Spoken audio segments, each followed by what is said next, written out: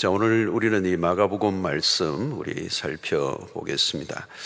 이 마가는 예수님의 시험을 이 장면을 아주 짧게 요약을 했습니다.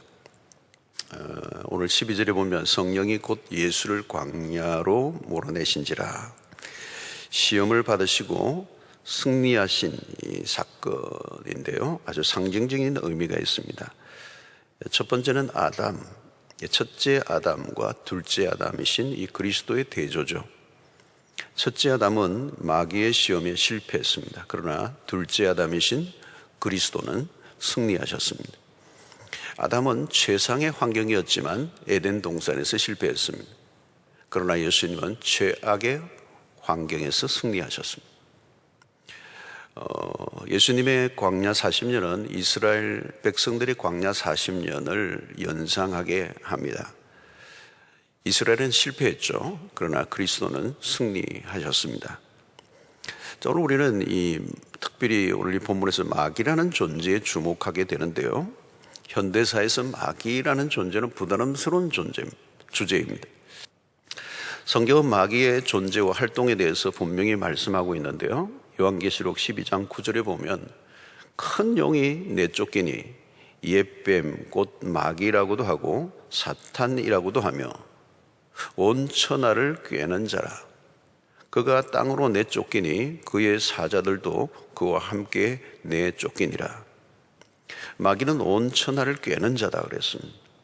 진리로부터 멀어지게 하고 거짓을 따르게 하는 일을 하는 존재라고 얘기하고 있습니다. 요한복음 8장 44절에도 너희는 너희 아비 마귀에게서 났으니 너희 아비의 욕심대로 너희도 행하고자 하느니라. 그는 처음부터 살인한 자요, 진리가 그 속에 없으므로 진리에 서지 못하고 진리를 말할 때마다 제 것으로 말하나니 이는 그가 거짓말쟁이요 거짓의 아비가 되었습니다. 역시 마귀의 속성이 잘 드러나고 있습니다. 거짓의 아비, 거짓의 명수. 그래서 이 진리를 왜곡시키는 일의 명수라는 겁니다. 예수님은 진리 자체이신 분이십니다. 그래서 예수님과 마귀는 상극이, 예수님을 시험하는 이 장면은 결코 우연이 아닌데요, 예수님의 첫 사역이 이 마귀와의 1대1의 격투가 벌어집니다. 요한일서 3장 8절을 보면 죄를 짓는 자는 마귀에게 속하나니 마귀는 처음부터 범죄함이라. 하나님의 아들이 나타나신 것은 마귀의 일을 멸하려 하심이라 그랬습니다. 예수님이 세상에 오신 목적 중에 아주 중요한 목적이 마귀를 몰아내는 거예요. 자, 이 마귀의 유혹은 이 성경에 나타난 데 의하면 세 가지로 주로 요약되죠. 창세기 3장 6절을 보면 여자가 그 나무를 본 적 먹음직도 하고 보암직도 하고 지혜롭게 할 만큼 탐스럽기도 한 나무인지라. 나무가 여자가 그 열매를 따먹고 자기와 함께 있는 남편에게도 주매 그도 먹은지라. 자, 요한 1서 2장 16절에서는 이것을 세 가지로 얘기하죠. 하나는 육신의 정욕, 그리고 안목의 정욕, 이생의 자랑. 자, 예수님에게 시험한 것도 세 가지입니다. 돌들이 떡이 되게 하라, 성전의 꼭대기에서 뛰어내리라, 천하 만국과 그 영광을 보여주며 자기에게 엎드려 경배하라. 이 세 가지입니다. 이 마귀는 예수님의 정체성을 흔들려고 했죠. 너가 하나님의 아들이여든 돌들이 떡이 되게 하라, 성전 꼭대기에서 뛰어내리라. 여러분, 예수님은 얼마든지 돌이 떡이 되게 하실 수 있는 분입니다. 오병이어 사건을 통해서도 그 능력을 충분히 보여주셨어요. 왜 주님은 지금 돌이 떡이 되게 하지 않으셨습니까? 예수님이 지상에 오신 목적이 아니기 때문입니다. 오병이어 기적 자체도 마찬가지입니다. 그 오병이어를 통해서 사람들이 배를 불리우는 것으로 끝나는 것이 아니라 참떡이신 그리스도를 알려주시기 위한 표적이었습니다. 자, 우리는 마귀와의 싸움에서 그리스도를 통하여 승리의 비결을 배울 수가 있습니다. 첫 번째는 예수님은 말씀으로 이기셨다는 것. 마태복음 4장 4절의 말씀이 너무도 유명한 구절입니다. 우리 보면 예수께서 대답하여 이르시되 기록되었을 때 사람이 떡으로만 살 것이 아니요 하나님의 입으로부터 나오는 모든 말씀으로 살 것이라 하였느니라 하시니 그랬습니다. 오늘 마태복음에서는 이 부분을 좀 더 구체적으로 표현하는데요. 기록되었으되라는 거예요. 기록되었으되. 이 세 번 말씀으로 대응하십니다. 기록되었으되, 기록되었으되, 기록되었으되. 마귀는 거짓으로 유혹합니다. 그런데 예수는 진리로 맞서 이기십니다. 마귀와의 전쟁은 진리 전쟁입니다. 마귀를 이기려고 하면 우리는 진리로 모정해야 합니다. 속임수를 분별해 내려고 하면 진리를 잘 알고 있어야 합니다. 가짜를 분별하려고 하면 진짜가 무엇인지 알아야 하는 것이죠. 거짓이 진리처럼 행사할 때가 많습니다. 마귀는 미혹하는 자입니다.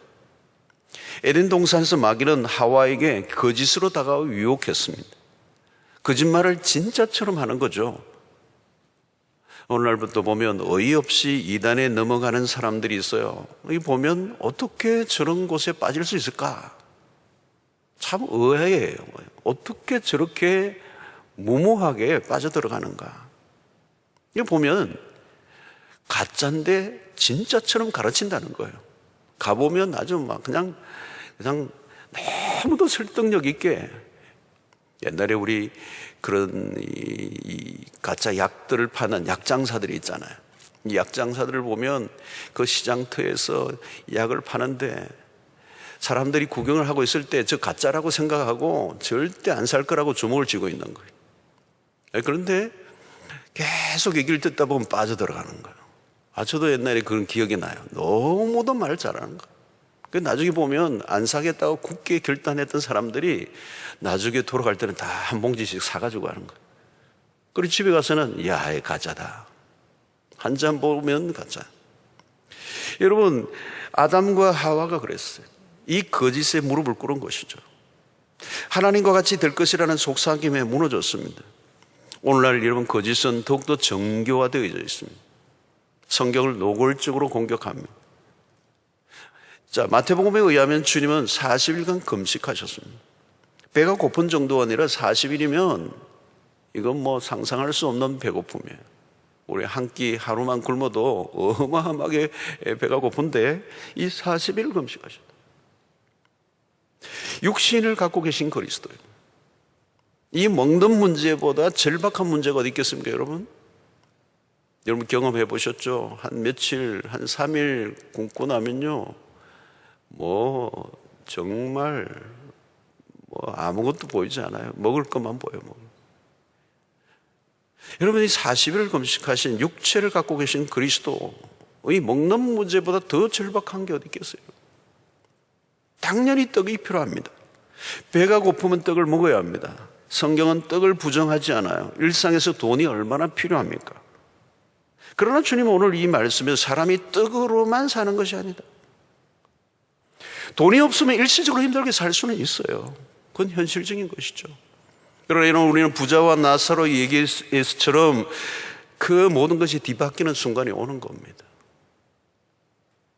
절박한 육체적 필요가 채워져야 할 때가 있어요.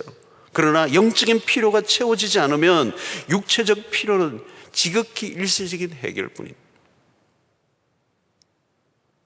먹는 문제는 먹는 문제가 아닙니다. 온갖 유혹이 그 안에 다 들어있어요. 우리가 배부름으로 끝나는 인생이라면 허무한 것입니다. 하나님이 그렇게 만들지 않으셨다는 거예요. 근데 마귀는 오늘 어떻게 해요?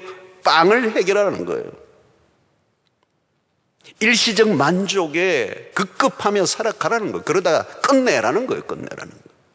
근데 하나님의 아들 예수 그리스도는 그것을 위해서 오시신 것이 아니에요.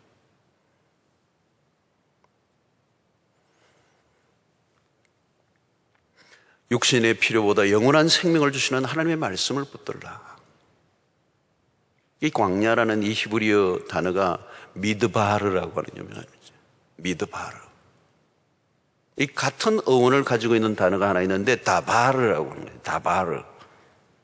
이게 말씀입니다. 다바르가 말씀이에요. 이 의미가 있는 것입니다. 광야에서 살기 위해서 들어야 하는 것은 다바르, 하나님의 말씀. 미드바르에서 필요한 것은 다바르. 아무리 광야라도 다바르, 하나님의 말씀이 있으면 산다. 미드바르에서 다바르고.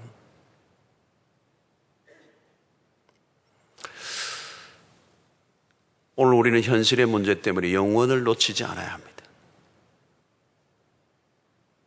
마귀는 끊임없이 현실, today, 오늘, 지금 이것에 모든 걸 걸도록 만들어요.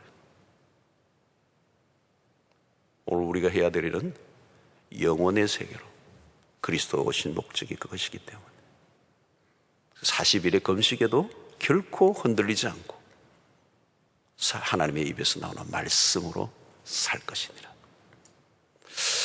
자, 그 다음에 우리가 생각할 것은 마귀가 유혹하는 이 세 가지 물질, 명예, 권력, 이런 달콤한 것들. 리차드 포스트에 의하면 돈, 권력, 섹스. 오늘 현실에서 이런 유혹들은 다양한 모습으로 파고들어와요. 강력한 유혹들이죠. 이 세 가지 주제는 하나도 간단한 주제는 아닙니다. 오늘 인류가 끊임없이 무너지고 무너졌던 주제들이죠. 하나님 없는 인생은 여기에 모든 것을 걸 수밖에 없습니다. 무엇을 의지하며 살 것인가? 하나님을 떠나면 인간은 자신의 힘을 믿을 수밖에 없습니다. 마귀가 가르쳐주는 방식이 솔깃해지는 것이죠. 문제는 마귀의 유혹들이 현실에서 유용해 보인다는 것. 거짓은 진리같이 보이고 진리가 거짓처럼 여겨지는 착시 현상이 일어난다.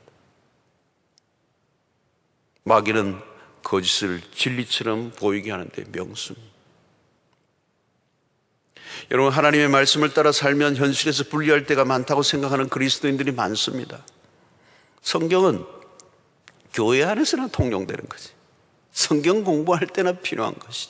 일상의 쾌묵은 일상에는 전혀 적용이 불가능한 그 수천 년 전의 팔레스타인의 이야기 고만하라는 거죠.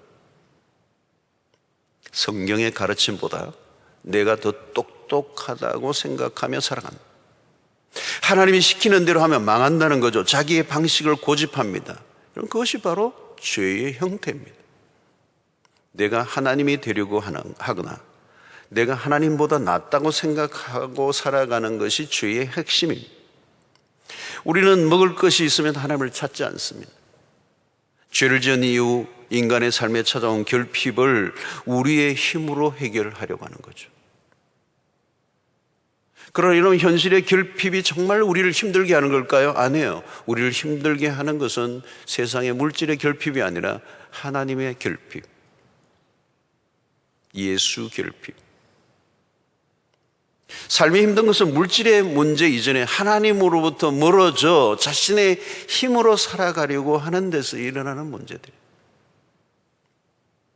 하나님을 의지하지 않으면 자기의 힘을 믿기 시작하고 그때부터 인생은 힘들어지는 것이에요. 돌이 떡이 되게 하라. 너가 하나님이 되라.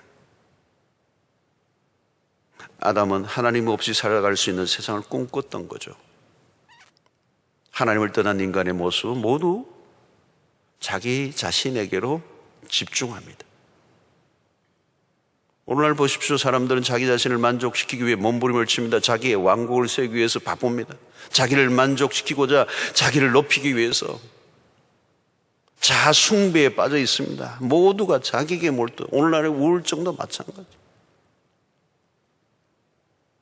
자기 자신에게로 관심을 집중하고 있습니다. 모두가 I, my, meism. 자기에게로 관심을 기울일수록 행복은 멀리 도망갑니다. 마귀가 하는 일이 바로 이거예요. 우리로 하여금 하나님이 아닌 것들에 관심을 쏟게 만듭니다. 우리의 시선을 하나님으로부터 떼어놓으려고 발악을 합니다. 하나님에게 의존하며 살아가지 못하도록. 사랑하는 성도 여러분, 하나님을 떠난 만족 없습니다. 하나님을 떠난 행복 없습니다. 작은 필요를 채울지라도 오직 하나님을 의지함으로. 여러분, 우리가 필요한 것은 더 많은 능력이 아니라 사실 하나님의 은혜입니다. 광야에서도 하나님은 당신의 백성들을 먹이고 입혀주셨어요. 나만 바라보라고. 하늘 문을 여시고 매일 만나와 맷주를 내려주셨던 그 하나님. 그 하나님을 경험하라는 것입니다. 마귀의 시험을 이기는 길은 겸손입니다. 내가 하나님이 되려고 하는 그 교만은 하나님의 존재를 부정하는 것이죠. 야고보 4장 6절로 7절에 그러나 더욱 큰 은혜를 주시나니 그러므로 일렀으되 하나님이 교만한 자를 물리치시고 겸손한 자에게 은혜를 주신다 하였느니라. 그 다음 그런즉 너희는 하나님께 복종할지어다. 마귀를 대적하라. 그리하면 너희를 피하리라. 여러분, 이스라엘 백성이 광야에서 겪었던 시험이 어떤 것입니까? 신명기 8장 2절로 3절이 이렇게 얘기해요. 내 하나님 여호와께서 이 40년 동안에 내가 광야 길을 걷게 하신 것을 기억하라. 이는 너를 낮추시며 너를 시험하사 내 마음이 어떠한지 그 명령을 지키는지 지키지 않는지 알려 하심이라.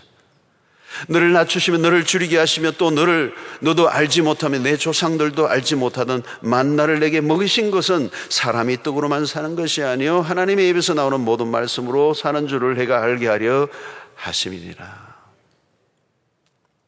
광야의 길을 걷게 하신 그 이유는 너를 낮추시며 오직 하나님만 의지하도록 하시기 위해서. 왜 인간은 마귀의 유혹에 취약합니까? 하나님같이 되려고 하는 욕망. 인간이 인간임을 거부하려고 하는 것처럼 무모한 일은 없습니다. 여러분, 인간은 인간입니다. 과학이 아무리 발달해도 그냥 인간은 인간이. 해결할 수 있는 문제보다 해결할 수 없는 문제가 훨씬 더 많습니다. 성도 여러분, 우리가 하나님에게 속한 자라면 우리의 삶의 문제 역시 하나님께 속한 것입니다. 우리로 살게 하신 목적과 이유를 분명히 해야 합니다. 우리는 광야를 살고 있습니다. 광야는 하나님만 의지하게 하는 곳입니다. 광야에서 인간적 재주를 피워봤자 손해만 보고 망신만 당합니다. 하나님에 대한 절대적인 의존만이 답이 되는 것입니다. 성도 여러분, 광야의 시험은 이겨야 합니다. 광야는 잔인합니다. 마귀에게 당하면 형편없이 추락하고 망가집니다.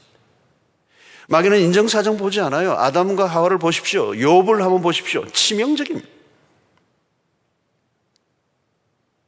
예수님은 이 마귀와의 싸움에서 승리하셨습니다.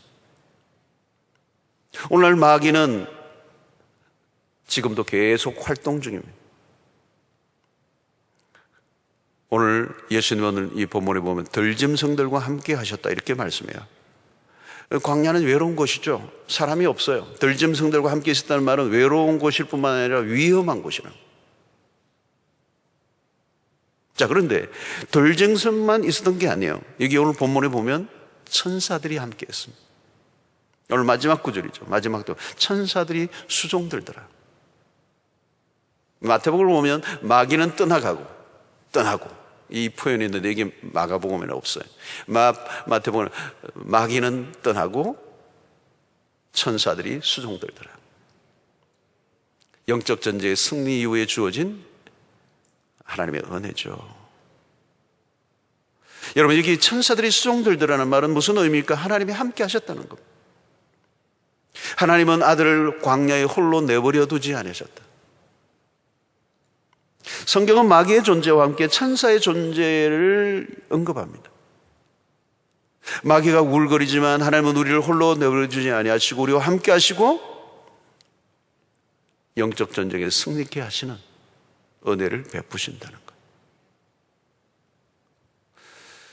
여러분, 오늘 지금 우리는 유례 없이 세상이 복잡하고 요란하고 혼란스러운 세상을 삽니다. 많은 사람들이 힘들어하고 고통합니다. 이 전염병까지 돌아서 흉흉합니다. 우리의 미래를 예측할 수도 없습니다. 성도 여러분, 우리가 진짜 붙들어야 하는 것은 하나님의 말씀이고 우리가 섬겨야 할 유일하신 분은 오직 하나님이십니다. 우리는 이 세상에 살고 있지만 이곳이 궁극적인 목적이 아니라는 사실을 우리에게 가르쳐주고 있는 것입니다. 예수는 마귀의 시험을 이기셨습니다. 마귀는 예수를 이길 수 없어요. 오늘 우리 예수께서 마귀를 이기신 사건은 중요한 메시지를 던져줍니다. 예수는 왕 중 왕이십니다. 그를 이길 자가 없습니다. 그분이 우리의 대장이십니다. 요한복음 16장 33절에 보면 이것을 너에게 이르는 것은 너희로 내 안에서 평안을 누리게 하려 함이라. 세상에서는 너희가 환난을 당하나 담대하라. 내가 세상을 이기었노라. 에덴에서 실패한 인류는 죄의 유혹에 취약한 게 사실입니다. 그러나 예수님은 광야에서 마귀의 시험을 완벽하게 이기셨습니다. 예수의 시험에서의 승리는 시사하는 바가 큽니다. 예수의 승리로 인해 우리도 마귀에게 이길 수 있다는 확신을 가지게 한 거죠. 육신을 입으신 주님이 마귀의 유혹을 이기셨어요. 우리도 승리할 수 있습니다. 예수님의 승리로 이미 마귀는 전세가 밀렸습니다. 십자가 부활 사건으로 결정적으로 승리가 우리의 편으로 넘어왔어요. 우리의 지속적인 관심은 오직 하나님의 말씀에 두고 그리스도에게 시선을 맞추고 살면 반드시 이기고도 남을 줄로 믿습니다. 전염병들이 창궐하고 세상에 다양한 이슈들이 계속 떠오르고 있습니다. 이제 이 코로나 사태가 얼마 지나면 또 끝이 나겠죠. 빨리 조속이 잘 끝이 나기를 바랍니다. 그러나 여러분, 이 코로나 사태가 지나면 또 다른 이슈가 떠오를 거예요.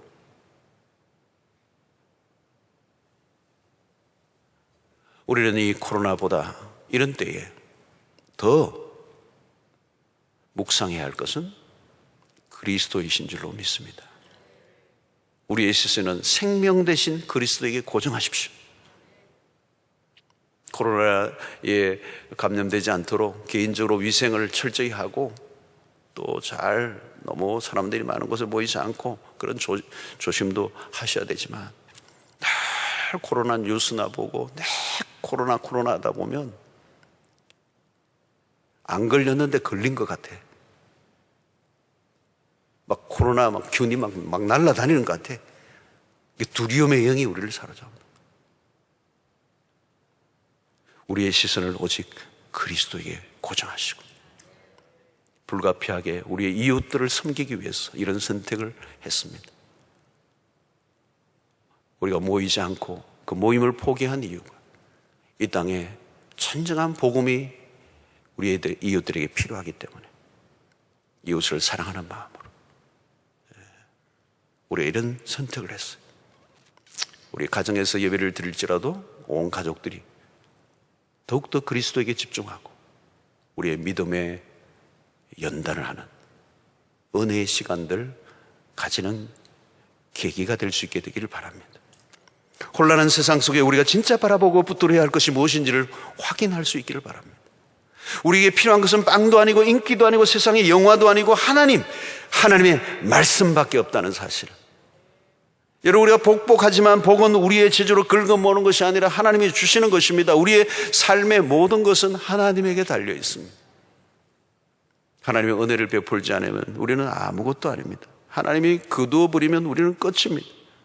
우리는 위험한 광야 같은 세상을 살고 있습니다. 마귀는 여전히 날뛰고 있습니다. 바람 잘 날이 없습니다. 문제투성이의 세상입니다. 그럴지라도 하나님이 그리스도를 지켜주셨듯이 오늘 여러분들도 지켜주시기를 바랍니다. 위험하고 예측할 수 없는 광야 속에서도 하나님이 우리를 붙들어 주시는 천사가 수종들더라. 그 은혜가 여러분들에게 있게 되기를 바라고 광야에서도 말씀에 귀를 기울이시고 죄와 사망의 권세로부터 승리하신 그리스도와 함께 동행하는 은혜가 있게 되기를 바라고 그리스도와 함께 살고 그리스도와 함께 승리하는 하나님의 백성들 되시기를 주의 이름으로 축원합니다.